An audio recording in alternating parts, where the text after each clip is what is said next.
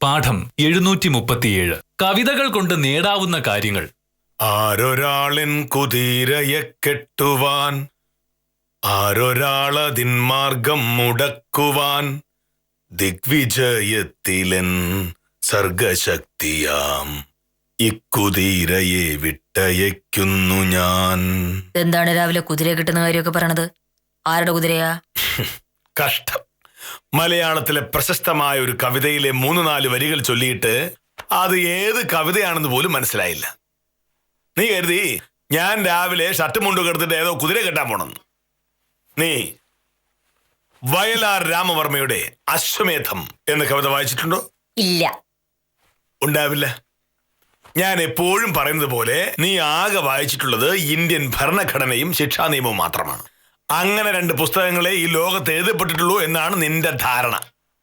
ഞാൻ പക്ഷെ അങ്ങനെയല്ല. മലയാളത്തിൽ എഴുതപ്പെട്ട നിലവാരമുള്ള സകല പുസ്തകങ്ങളും ഞാൻ വായിച്ചിട്ടുണ്ട്. അതുകൊണ്ട് എനിക്ക് ഈ കവിതകൾ കാണാപ്പാഠമാണ്.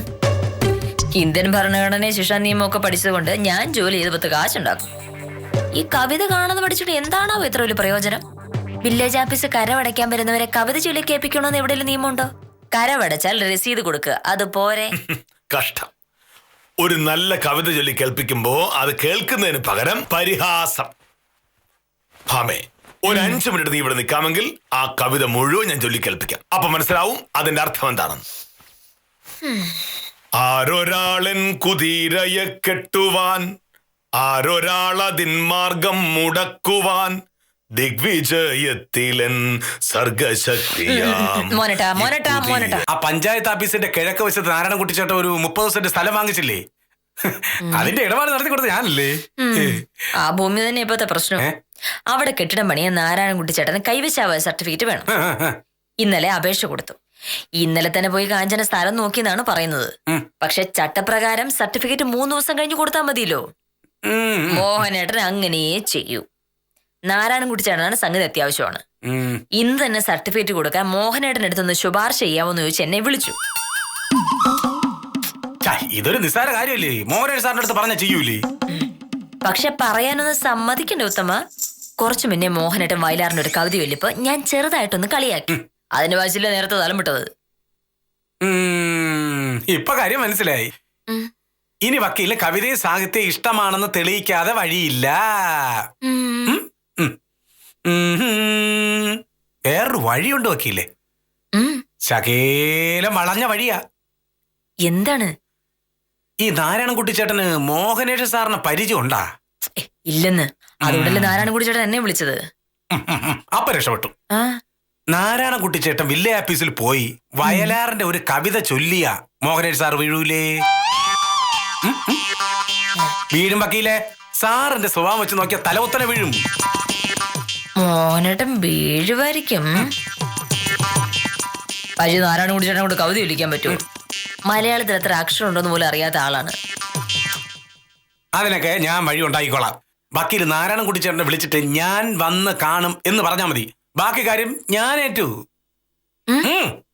പച്ചക്കിളിക്കൊരു കൂട്, പച്ചക്കരിമ്പഴിയുള്ള കൂട്, പച്ചക്കിളിക്കൊരു കൂട്, പച്ചക്കരിമ്പഴിയുള്ള കൂട്, കണ്ണാരം പൊത്തുന്നുണ്ടല്ലോ, അതിനെ പൂട്ടാനാണല്ലോ തുടക്കം മാംഗല്യം തന്തുടാന പിന്നെ ജീവിതം തുന്തരാനാൻ തുടക്കം മാംഗല്യം തന്തുടാന പിന്നെ ജീവിതം തുന്തരാനാന് തുടക്കം മാംഗല്യം തന്തുടാനാന് പിന്നെ ജീവിതം തുന്തരാനാന്. പാട്ടെന്ന് പറഞ്ഞാൽ ഇങ്ങനെ ഇരിക്കണം.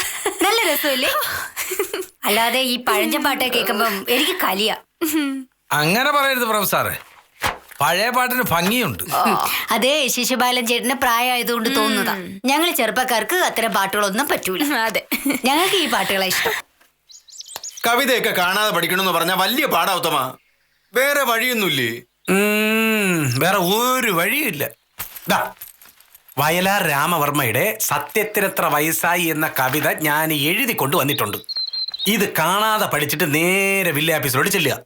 സംസാരിക്കുന്നതിന്റെ ഇടയിൽ ഒരു അവസരം ഉണ്ടാക്കിയിട്ട് ഈ കവിത നേരെ അങ്ങ് തട്ടണം. പിന്നെ കവിത ചൊല്ലാൻ വേണ്ടി ചൊല്ലുകയാണെന്ന് തോന്നരുത്. യാദൃശ്ചികമായി അങ്ങ് ചൊല്ലണം. അതിൽ മോഹനേരി സാർ വീഴും. സ്വർഗവാതിൽ പട്ടിയല്ല പക്ഷി. പക്ഷി ചോദിച്ചു ഭൂമിയിൽ, ഇത് വള്ളിയാണ്. ഭൂമിയിൽ സത്യത്തിനല്ല സത്യത്തിന് എത്ര വയസ്സായി? ഓ, ഇത് മുഴുവൻ പഠിക്കണമെന്ന് പറഞ്ഞ വലിയ പാടാ ഉത്തമ. ആ, ഇതിലും നല്ലത് കൈവശാവകാശ സർട്ടിഫിക്കറ്റ് വേണ്ടെന്ന് വെക്കുന്നതാ. നാരായണൻകുട്ടി ചേട്ടാ, ഒരു പ്രശ്നമില്ല. ഇപ്പൊ മണി 10:30. ഉച്ച ആവുമ്പോഴേക്ക് ഇത് പഠിക്കാം. എന്നിട്ട് വില്ലേജ് അങ്ങ് ചെന്നാ മതി. നിസ്സാര കാര്യമല്ലേ ഉള്ളൂ. അതെയോ? ഞാനല്ലേ പറയുന്നത്. അല്ല, ഈ കവിതയൊക്കെ ഈ സിന്ധു ആരാണ്? നാരായണൻകുട്ടി ചേട്ടൻ കുഞ്ഞമ്മേടമോ? അന്ധകാരത്തിനെ കാവിയുടുപ്പിച്ചു സന്ധ്യ പടിഞ്ഞാറ് വന്നു എന്ന് ചൊല്ലണം. ഈ കവിത മുഴുവൻ കാണാതെ പഠിച്ച് തെറ്റാതെ എന്നെ ചൊല്ലി കേൾപ്പിക്കുമ്പോ ഈ സർട്ടിഫിക്കറ്റ് തരും. അതുവരെ ഇത് എന്റെ കയ്യിലിരിക്കും.